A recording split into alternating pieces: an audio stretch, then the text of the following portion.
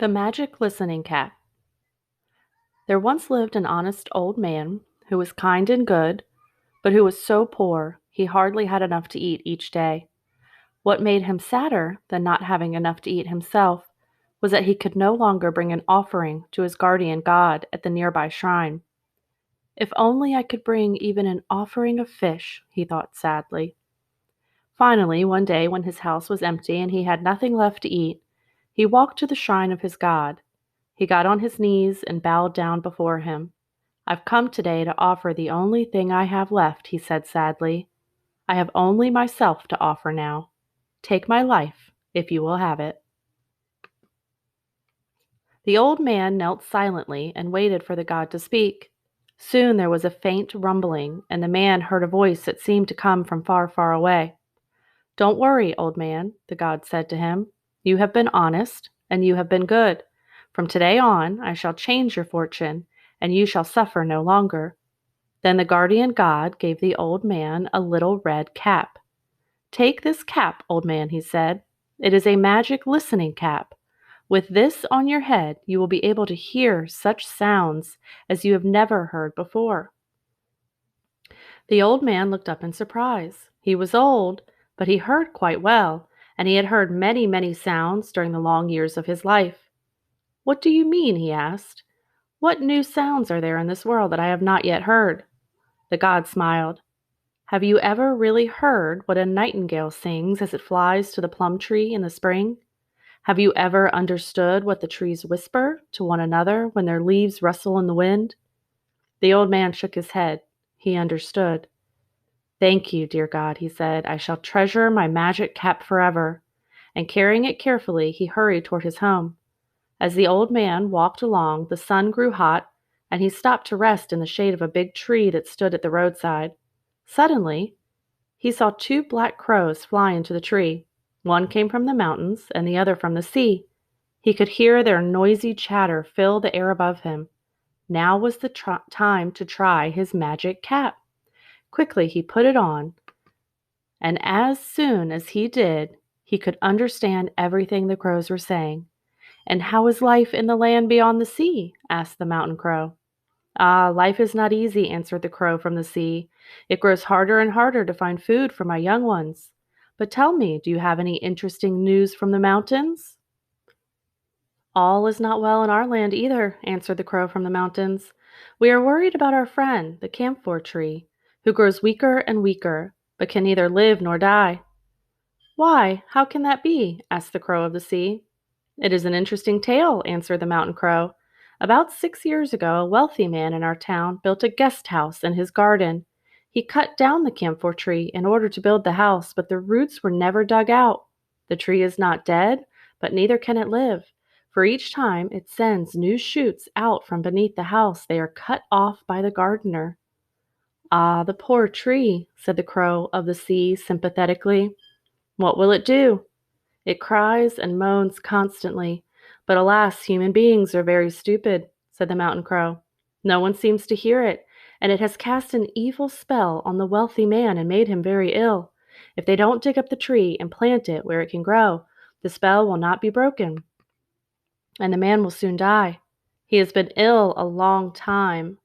The two crows sat in the tree and talked of many things, but the old man who listened below could not forget the story of the dying man and the camphor tree. "If only I could save them both," he thought. "I am probably the only human being who knows what is making the man ill." He got up quickly, and all the way home he tried to think of some way in which he might save the dying man. "I could go to his home and tell him exactly what I heard," he thought. "But surely no one would believe me if I say I heard two crows talking in a tree. I must think of a clever way to be heard and believed." As he walked along, a good idea suddenly came to him. "I shall go disguised as a fortune teller," he thought. "Then surely they will believe me."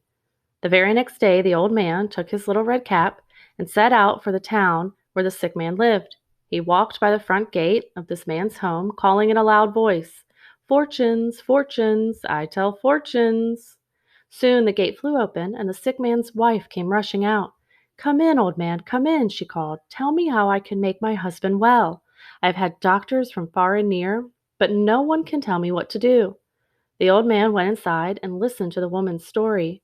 We have tried herbs and medicines from many, many lands, but nothing seems to help him, she said sadly. Then the old man said, Did you not build a guest house in your garden 6 years ago? The wife nodded. And hasn't your husband been ill ever since?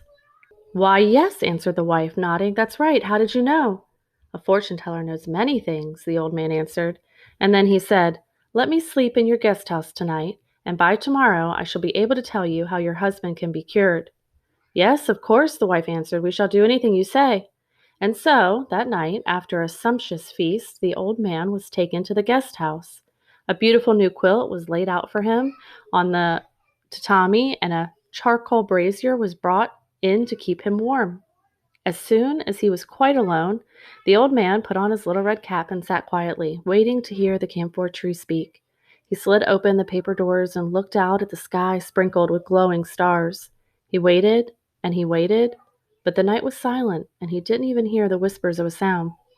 As he sat in the darkness, the old man began to wonder if the crows had been wrong. Perhaps there is no dying camphor tree after all, he thought. And still wearing his red cap, the old man climbed into the quilts and closed his eyes. Suddenly he heard a soft rustling sound, like many leaves fluttering in the wind. Then he heard a low, gentle voice. How do you feel tonight, camphor tree? The voice called into the silence. Then the old man heard a hollow sound that seemed to come from beneath the floor. Ah, is that you, pine tree? It asked weakly. I do not feel well at all. I think I'm about to die. About to die, it wailed softly. Soon another voice whispered, It is I, the cedar from across the path. Do you feel any better tonight, camphor tree? And one after the other, the trees of the garden whispered gently to the camphor tree, asking it how it felt. Each time the camphor tree answered weakly, I am dying, I am dying. The old man knew that if the tree died, the master of the house would also die. Early the next morning, he hurried to the bedside of the dying man. He told him about the tree and about the evil spell it had cast on him. If you want to live, he said, have the camphor tree dug up quickly and plant it somewhere in your garden where it can grow. The sick man nodded weakly. I will do anything if only I can become well and strong again. And so that very morning, carpenters and gardeners were called to come from the village. The carpenters tore out the floor of the guest house and found the stump of the camphor tree.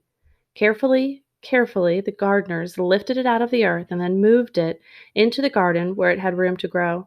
The old man, wearing his red cap, watched as the tree was planted where the moss was green and moist. Ah, at last, he heard the camphor tree sigh. I can reach up again to the good, clean air. I can grow once more. As soon as the tree was transplanted, the wealthy man began to grow stronger.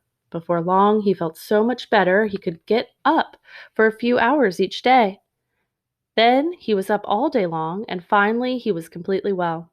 I must thank the old fortune teller for saving my life, he said, for if he had not come to tell me about the camphor tree, I would probably not be alive today. So he sent for the old man with the little red cap. You are far wiser than any of the doctors who came from far and near to see me, he said to the old man. Then, giving him many bags filled with gold, he said, Take this gift, and with it my lifelong thanks, and when this gold is gone, I shall see that you get more. Ah, you are indeed very kind, the old man said happily, and taking his gold, he set off for home. As soon as he got home, he took some of the gold coins and went to the village market.